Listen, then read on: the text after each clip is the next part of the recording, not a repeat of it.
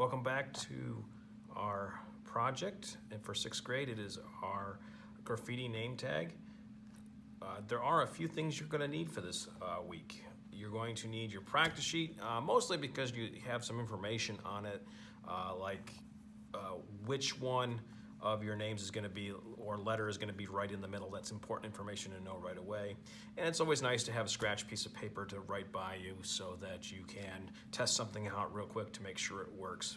And you have how you think it should be layered and things like that. So this is kind of handy to have off to the side. It doesn't need to be in front of you the whole time. You also need your sheet just so you can see what you can do. Remember, you can just look on your computer. You don't have to print it out. Your iPad should be handy. You're gonna need a new piece of paper. This is your final copy. You're gonna want a pencil. You're gonna want a ruler. And I'm gonna be using markers for coloring, but if you don't have markers, you could use colored pencils. And at a pinch, you could use crayons if you need to as well. We are gonna be limiting color choices to just a max of 3. So even though I have a whole bucket here, that's just where I'm storing all my markers, but I would limit it to 3 colors. And then you may even want a Sharpie marker in the end, just in case. That could be handy. We'll see if we need that if we get that far. Okay, let's set this off to the side. Move this a little bit closer. So the first thing we're gonna do is we're gonna get 2 guidelines in there so we know how tall our letters need to be. So that's pretty easy. We're gonna be working with inches. I'm gonna take my ruler. I'm gonna put the 0 of the inches side down here, and I'm only gonna put a little mark at 2. So you see my dot, I'm gonna slide my ruler over. Gonna do the same thing on this side, 2 dots. I'm gonna take my ruler. I'm gonna connect the dots with the ruler, but the line itself is actually gonna go all the way across. We're gonna use the dots as a way to do that, so like that. You want to do this line pretty light. I drew it a little bit darker just so you could see it better, but the lighter you can draw this line and the next line, the better off you are, because they're just guidelines and they will be erased in the end. Okay, then I'm going to turn my paper around. So now this is now the top line, and I'm going to redo exactly what I just did before. So measure up to 2 inches, put a dot, measure up to 2 inches, put a dot, connect the dots with the ruler and draw a line. Now I know how large my letters will need to be. What's nice is these are guidelines, so you can make your letters go above and below. So like last week when we talked about flare, a lot of the flare goes above or below the line, so we got plenty of room to have that happen. The other thing I'd like you to do is carefully kind of fold your paper in half. Don't put a big old crease in it. We just need a pinch right here in the middle. Okay. That way when I open it up, I can see it right here, and now I know where to put my letters. Okay. For today, to speed this along, I'm gonna make my name a little bit short. Last week we did Matthew and Andrew. This week I'm going to do Matt, just Matt, shortened from Matthew. So Matt has 4 letters, so that means the 2 in the middle would be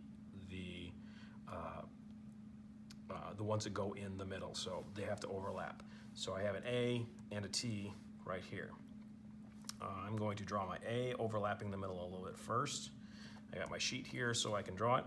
Remember, I can drew, just so I can get a rough idea of how it's gonna work, a stick version, just a little bit shy of the line, like that. Now I can go around.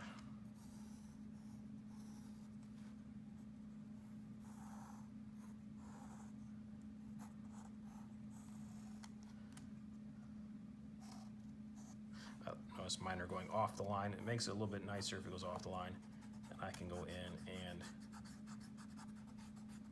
erase the center. Stick versions get sizing a lot easier. Okay, another thing is you want to have it at least about as thick as your finger. So this side needs to be a little bit thicker. And I'm going to give it a sharp angle.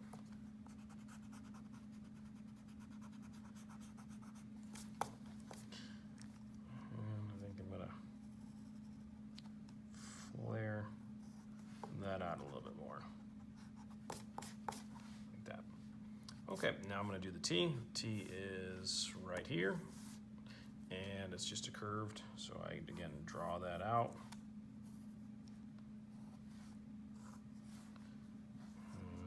Like that. Now I can go in.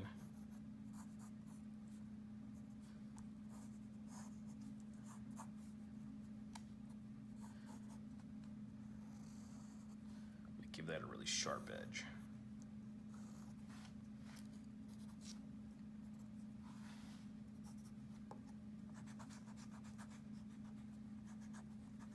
I'll make that a little bit sharper as well.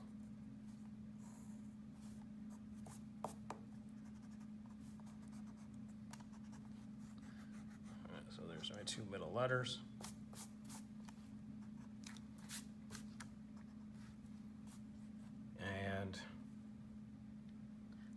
Do another T. Now, since I'm doing two T's, they should look very similar. They shouldn't be very different from each other, because as a style, that doesn't really make a lot of sense if one letter is all the way totally different from another.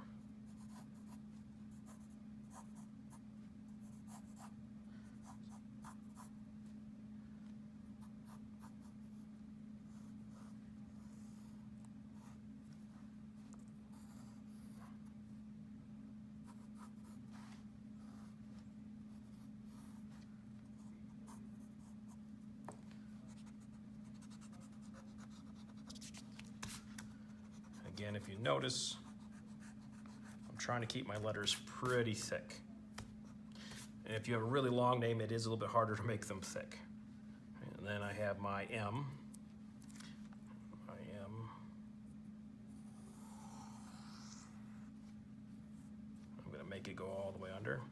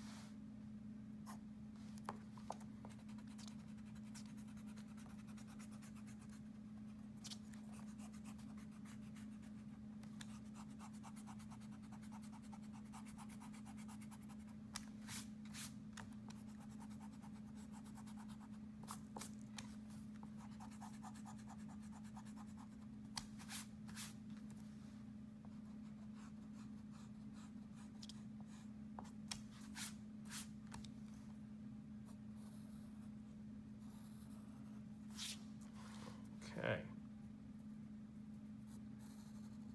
Yeah, I'm going to make some changes here.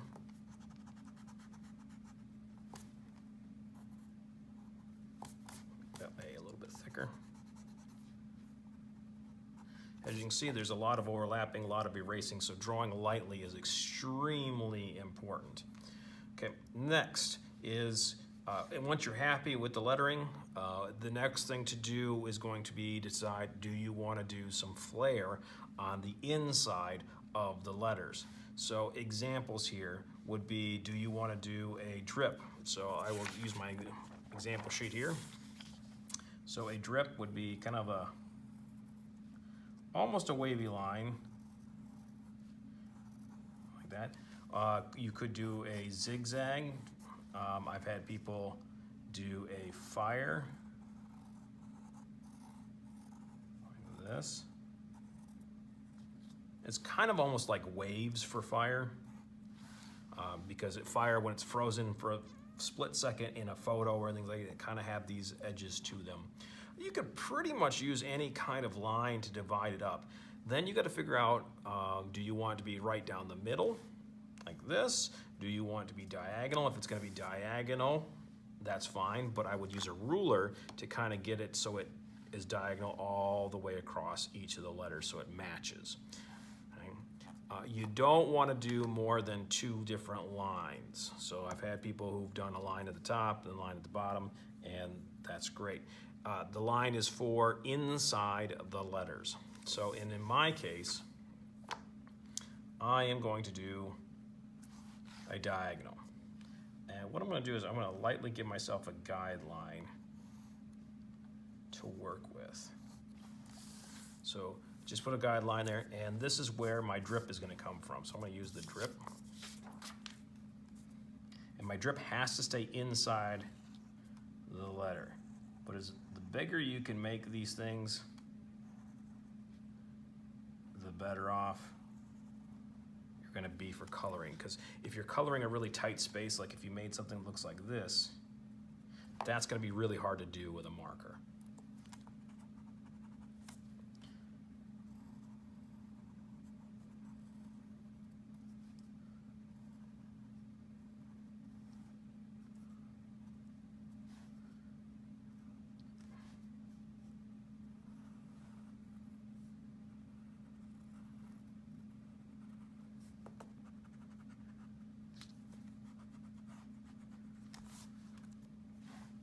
And once you think you got it, then you can get rid of any guidelines.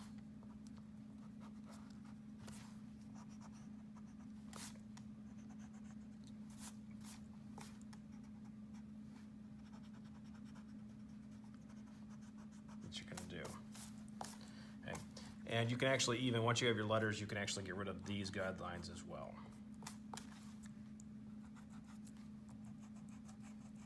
Again, you notice my letters are bigger than the guidelines. It makes things a little bit easier.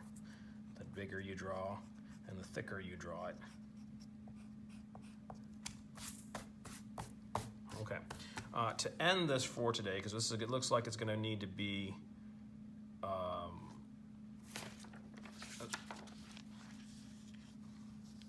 we're going to go on to the next step, and this next step is outlining. I like to outline the letters with the Sharpie marker. You could use a black Crayola to do this. If you're using colored pencil, a black colored pencil. And I'm just going to outline the letters. It makes it easier to figure out what we're doing, but it's not the line on the inside. It is going to be just the letters.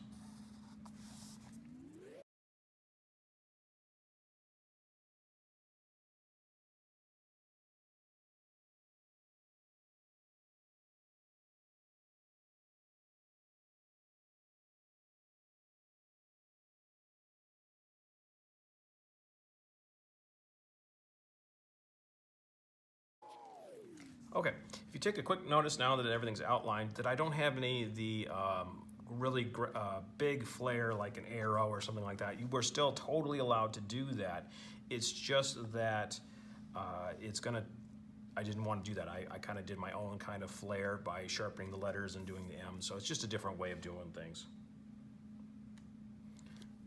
Okay, then the next step is, now that I got it kind of outlined, I'm going to pick, for this one it makes sense for 2 colors. I think I'm going to have, I'll do a yellow-green color, which is actually, for me, it's called iguana green. I'll do that as kind of like a slime on the top, and then I'm going to do maybe a blue on the bottom. But before I do that, I'm going to go in and do a little bit more erasing.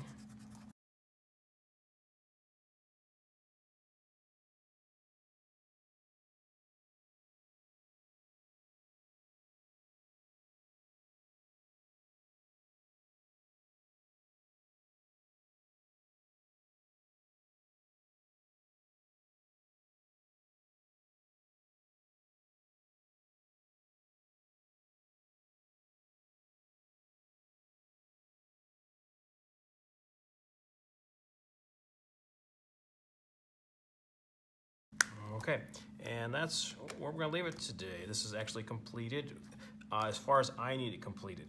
Now, some of you are going to be like, well, there's an awful lot of white spaces. Well, what I will let you do is, if you want to create a brick wall in the background, that's fine. You could create a different design going around the outside edge. Just be careful if you're going to add something to the background, because it can get too much on there, and sometimes just keeping it simple like this is better. One thing I would recommend before you take a photo of it and send it to me is to just go in and double check your eraser marks, as I can still see a few floating around in mine. Okay. So when you're all the way done and you've done any touch-ups that you need, I see a couple areas I need to touch up, then take a photo, send it to me through Google Classroom for the proper assignment, and then we'll see each other next week for the next assignment.